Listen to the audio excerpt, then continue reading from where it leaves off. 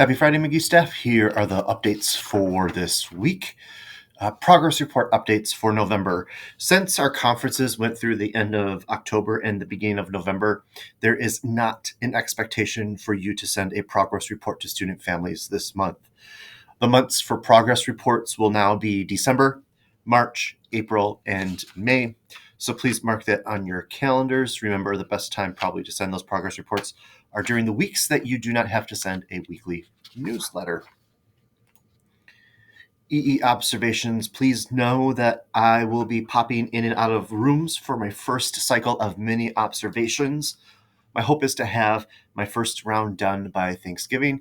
So if you see me pop in your room with my laptop, most likely I'm doing a mini. At our last school leadership team meeting, we scheduled our required evacuation drill for Wednesday, November 12th at 2 p.m.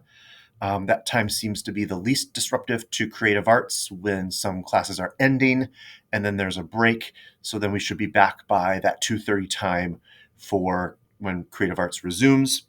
Creative arts specials teachers, please make sure that you take the class you are working with out to the fire drill lineup area, and then that's where you can meet the classroom teacher outside.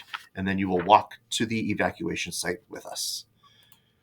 Just as a reminder, TCTs are pretty much autonomous, but I do ask that all of our certified staff attend TCT or at TCT on November 13th and 20th.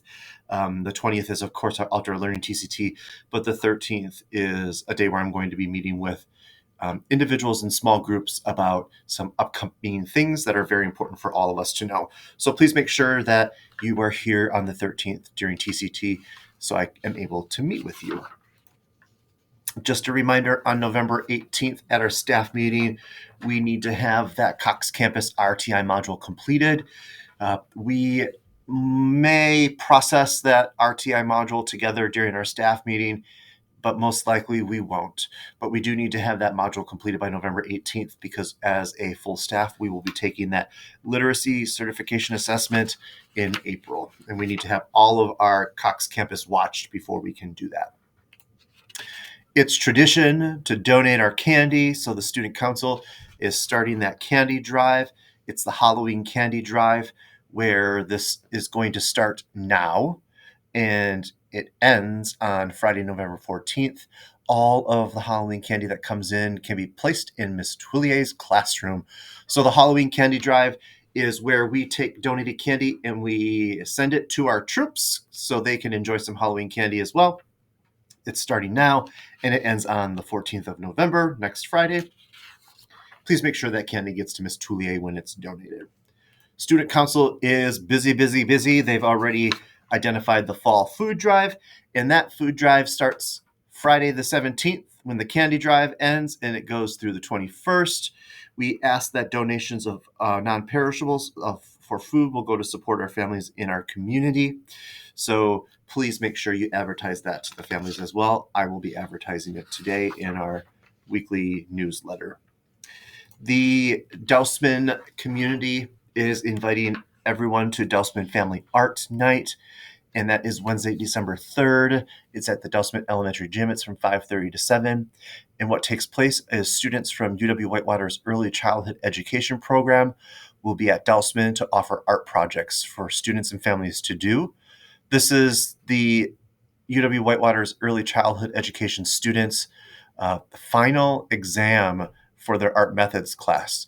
And students will have opportunities to choose from over 18 different projects, and then they can make as many as they can during the event. So we hope to see many people there. It's usually a great turnout from what Mr. Monday has told me.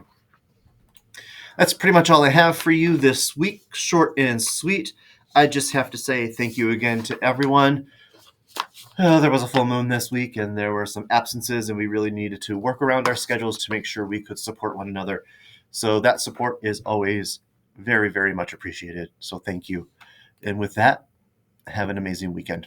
I look forward to seeing you here back on Monday. Take care.